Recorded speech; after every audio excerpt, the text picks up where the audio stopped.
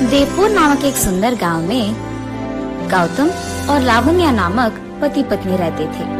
उनके मनवित और गीतिका नामक कॉलेज में पढ़ते हुए 2 बच्चे भी थे। गौतम उसी गांव में फलों का एक दुकान लगाकर उसमें सारे प्रकार के फल लगाता था और उनके रस बना के उन्हें बेचकर आए हुए पैसों से अपने परिवार का देखभाल करता था। एक दिन सुबह दुकान जाकर सारे फलों का एक रस बनाकर उसे बेचता है। सारे फलों का जूस, ताजा ताजा जूस, फ्रूट सलाद जूस, आइए बाबू आइए, 1 ग्लास का सिर्फ 25 रुपए, आइए बाबू आइए। उसके ऐसे जोर जोर के चिल्लाने के कारण वहाँ से गुजरते हुए सारे लोग उसके दुकान जाकर फ्रूट सलाद जूस पीते थे। एक दिन दुकान बंद करके गौतम उसके घर जाता है और उस दिन के आए हुए पैसों को गिनते रहता है। इतने में उसके बेटा और बेटी उसके सामने आकर खड़ा होके बिल्कुल चुपचाप रहते हैं। कुछ न कहने के कारण गौतम उन दोनों को देखता है और ऐसे कहता है, मनवित, गीतिका, मुझे पता है तुम दोनों कुछ कहने आए, मगर बिना कुछ बोले ऐसे चुप क्यों खड़े हो? पापा, आ रहे 10 दिनों में मुझे और बहन को कॉलेज में फीस भरना होगा, तभी हम दोनों को वो एग्जाम्स लिखने देंगे। यही बात कहनी थी आपसे। अरे रे, इतनी सी बात। तुम्हारे कॉलेज में फीस भरने के लिए अभी भी 10 दिन है ना। चलो, उसको मैं संभाल लूंगा। तुम दोनों समय बिल्कुल वृथा मत करो और हर रोज पढ़ते रहना, ठीक है? फीस के पैसे 10 दिन में मैं तुम दोनों को दे दूंगा। उनके पिता के ऐसे कहने पर वो दोनों खुशी खुशी वहाँ से चले जाते हैं।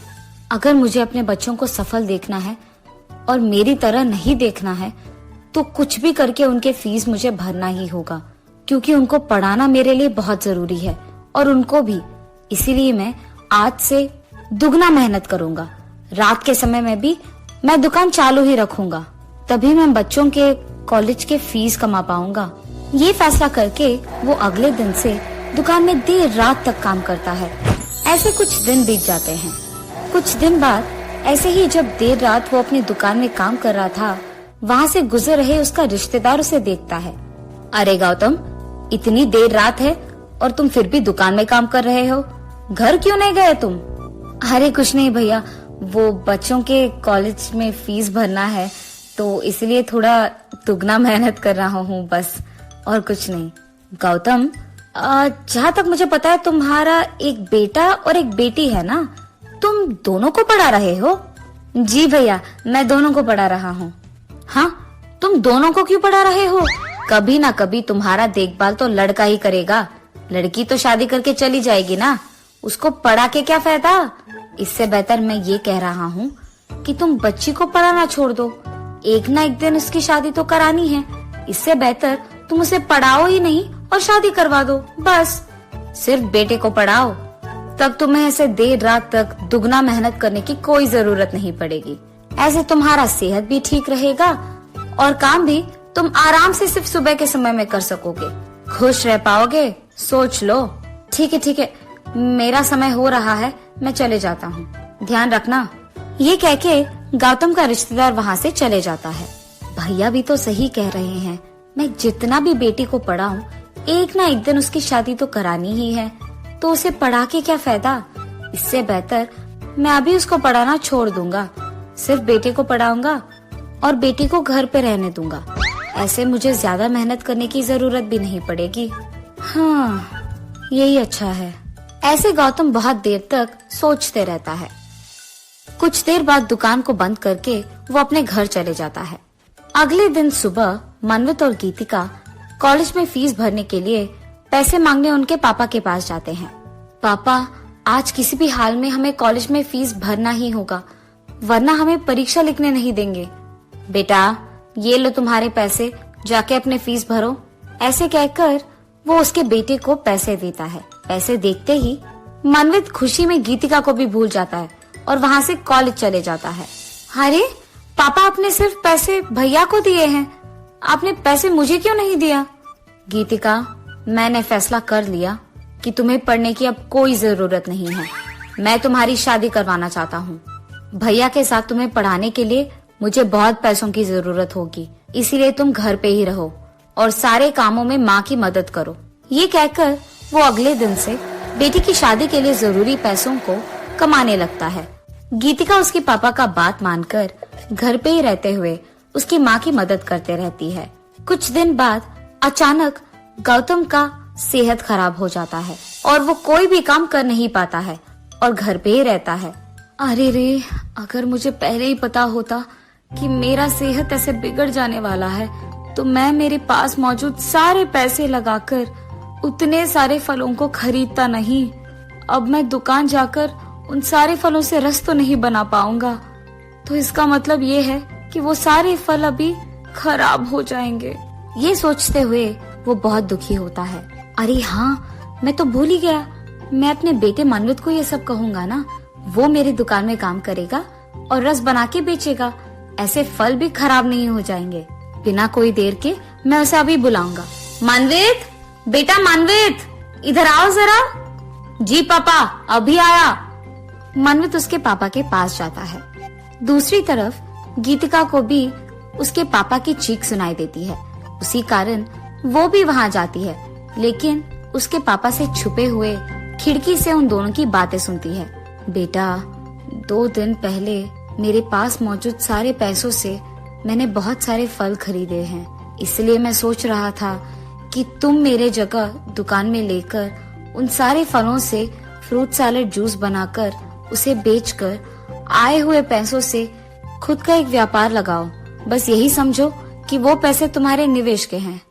मुझे नहीं लगता कि मैं अब तुम्हें पढ़ा भी पाऊंगा बेटा। ये आप क्या कह रहे हैं पापा? मैं आपकी जगह दुकान में लेकर फ्रूट सैलेड जूस बनाऊं और उसे बेचूं भी? नहीं नहीं, ये नहीं हो सकता। मेरे दोस्त मुझे पहले ही इज्जत नहीं देते हैं कि मेरे पापा फ्रूट सैलेड जूस बनाकर बेचते हैं। अब आप कह रहे हो कि मुझे खुद वो जूस बना के बेचना होगा? मैं नहीं करूँगा। इससे बेहतर ये है कि मैं अपने दोस्तों के साथ कोई ना कोई जुगाड़ करके व्यापार लगा दूं। ऐसे कहकर वो गुस्से में वहाँ से चले जाता है। हे भगवान, मैंने तो अपने बेटे पे भरोसा किया था। मैंने सोचा कि वही मेरा ख्याल रखेगा, पर अब उसने ही ऐसा कह दिया। मेरे सारे फल खराब हो जाएंगे और मेरे पैसे बर्बाद। ऐसे सोचते हुए वो बहुत निराश हो जाता है। अरे रे, पापा का सेहत पहले से ही बहुत खराब है, ऊपर से वो बहुत दुखी है। मैं उन्हें ऐसे नहीं देख सकती। मुझे उनसे जाकर बात करना होगा। पापा, आप फिक्र मत कीजिए, भैया को उसका व्यापार करने दीजिए। मैं चलाऊंगी ना अपना दुकान। वैसे भी घर पे ज्यादा काम नहीं है पापा, तो मैं फ्रूट सैलेड जूस बनाकर उसे बेचूंगी। आप देखना। हाँ, बेटी, मुझे खुशी है कि तुम मेरा दुख नहीं देख पा रही हो और इसलिए मेरे पास आकर ऐसे कह रही हो, लेकिन तुम एक लड़की हो, तुम ये काम वाम नहीं कर सकती बेटी। घर पे ही रहो, तुम्हारा शादी हो जाएगा। बस माँ की मदद करो। पापा को बस ये लगता है कि मैं उनकी तरह काम नहीं कर पाऊंगी, लेकिन मैं उनको गलत साबित करूंगी। उन्हें बताए बिना मैं दुकान जाऊंगी, मिक्स फ्रूट सैलेड का जूस बनाऊंगी और उसे बेचूंगी भी। फिर उन पैसों को मैं पापा को दूंगी। हाँ, ये फैसला करके तब से गीतिका हर रोज पापा को बताए बिना वो उनके दुकान चले जाती थी और वहाँ मिक्स फ्रूट जूस बनाकर उसे बेचती थी। फ्रूट सैलेड जूस, एकदम नया तरीका से बना हुआ फ्रूट सैलेड जूस। आइए बाबू, आइए, जल्दी जल्दी आइए। गीतिका के ऐसे जोर जोर के चिल्लाने के कारण वहाँ से गुजर रहे सारे लोग उसके पास आकर उसका विशिष्ट फ्रूट सैलेड जूस पीते थे। उन्हें इतना पसंद आया कि उसके सामने भीड़ ही लगी थी। ऐसे गीतिका उसके पिता को बताए बिना दुकान जाकर उसे चलाने पर एक दिन सारे फल खत्म हो जाते हैं। उसी कारण तब तक उसने जितने भी पैसे कमाए थे उसके पापा को जाकर वो दे देती है और ऐसे कहती है, देखिए पापा, मैंने अपने दुकान में आपकी जगह ले ली और मिक्स्ड सैलेड जूस को बेचकर आए हुए पैसे ये हैं। इन पैसों से मैं सोच रही हूँ कि और फलों को खरीदूं और उनकी रस बनाकर उसे बेचकर आए हुए पैसों से दुकान ऐसे ही चलाऊंगी। आप वैसे भी काम नहीं कर पाएंगे पापा, आपका सेहत बिगड़ रहा है, तो इससे बेहतर है कि आप घर पे ही रहें और आराम करें। दुकान मैं चला लूंगी पापा। ऐसे ही वो अपने पिता को समझाकर उस दिन से दुकान चलाने लगती है। ऐसे कुछ दिन बीत जाते हैं। एक दिन ऐसे ही जब मनवित उसके दोस्त के घर जा रहा था, रास्ते में उसे अपनी बहन दुकान के पास दिखाई देती है। उसे देख वो गुस्से में उसके दोस्तों के पास जाकर ऐसे कहता है, मैं बहुत नाराज हूँ। अरे मनवित, क्या हुआ तुम्हें अचानक? मुंह तुम्हारा ऐसे लटका क्यों है? यार, मेरी बहन बहुत काम कर रही है और दूसरी तरफ मैं कोई काम नहीं कर रहा हूँ। व्यापार को शुरू करने के लिए निवेश के पैसे तक नहीं है मेरे पास। उसी को ढूंढते ढूंढते मैं ऐसे बन गया, कहीं नालायक ना बन जाऊं। मनवित, अगर तुम्हारे पास निवेश के पैसे नहीं हैं, तो क्या हुआ? तुम्हारा घर तो तुम्हारा अपना ही है ना।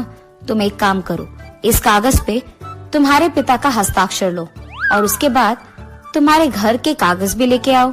इन सबको मैं अपने पापा को दूंगा।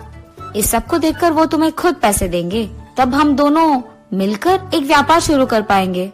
अपना खुद का व्यापार चलाते हुए हम दोनों खुश रहेंगे, ठीक है? ठीक है, मैं वही करूँगा। ये कहकर मनवित उसके दोस्त के दिए हुए कागज को उसके पिता के पास लेकर जाता है। पापा, मुझे खुद का व्यापार करने के लिए आपको इस कागज पे अपने हस्ताक्षर करना होगा। ये कहकर वो उसके पापा के हस्ताक्षर उस कागज पे लेकर उन्हें बताए बिना उनके घर के कागज को भी लेकर उसके दोस्त के पापा के पास चले जाता है। इस सब को वो वहाँ लगाकर निवेश के पैसे लेता है। कुछ ही दिनों में मनवित और उसका दोस्त एक व्यापार लगाते हैं और उसको चलाने लगते हैं। लेकिन कुछ ही दिनों में उसके दोस्त के वजह से व्यापार में बहुत बड़ा नुकसान आता है और इसी कारण उसके पास मौजूद सारे पैसे खत्म हो जाते हैं और वो कोई व्यापार नहीं कर पाता है। व्यापार में नुकसान आने के कारण मनवित उसके दोस्त के पिता को पैसे नहीं दे पाता है और इसी कारण मनवित के दोस्त के पापा गौतम को सब कुछ सच बताकर उनका घर स्वाधीन कर लेते हैं। गीतिका को जब ये सब पता चलता है, वो अपने माँ, पिता और भैया के लिए एक घर को किराए पे लेकर उसे उसके पैसों से संभालती है। मनवित, मैंने तुम पे भरोसा रखा था। मैंने सोचा कि तुम्हारी पढ़ाई तुम्हारी बहन की पढ़ाई से बहुत जरूरी है, इसीलिए मैंने उसकी पढ़ाई रोक दी और तुम्हें बहुत पढ़ाया। लेकिन गीतिका ने इसी कारण मेरे ओर कोई क्रोध नहीं रखा और इस हालत में हमारी मदद वही कर रही है, क्योंकि वो ही इस घर को अकेले चला रही है। और तुमने क्या किया? तुमने मेरा भरोसा तोड़ा, मुझसे झूठ बोला, मुझे धोखा दिया। मुझे बिन बताए तुमने घर की कागजों को किसी और के हाथों में दे दिया और आज तुम्हारे कारण हमारे पास हमारा घर नहीं है। पापा, मुझे माफ कीजिए पापा, मैंने बहुत बड़ी गलती कर दी है। मैंने सोचा कि मेरे दोस्त मुझे चिढ़ाएंगे और नीचा दिखाएंगे क्योंकि मेरे पिता फ्रूट सैलेड जूस बेचते हैं, लेकिन आज उसी जूस के वजह से हमारा किराया भी चल रहा है। मैं कल से हमारे दुकान में मिक्स सैलेड जूस बनाकर बेचूंगा और इज्जत से काम करूंगा, मेहनत से काम करूंगा। पापा, मुझे बस एक मौका दीजिए। भैया, तुम्हें तुम्हारी गलती का एहसास हो गया है ना, अब छोड़ दो। जो हो गया सो हो गया। बीती हुई बातों को दोहराकर कोई फायदा नहीं है। अब से हम दोनों मिलकर मिक्स सैलेड जूस बनाकर उसे बेचेंगे। तब से भाई बहन दोनों बहुत मेहनत करते हैं। इसी कारण आसपास के सारे गांव वाले भी वही आते हैं और उनका मिक्स्ड फ्रूट सैलेड जूस पीते हैं। ऐसे ही वो दोनों दुकान इतना अच्छा चलाते हैं कि कुछ ही दिनों में बहुत सारे पैसे आने के कारण मनवित के दोस्त के पापा से उनका घर वापस ले लेते हैं और वो उनके माँ पिता का ख्याल रखते हुए खुशी से जीते हैं।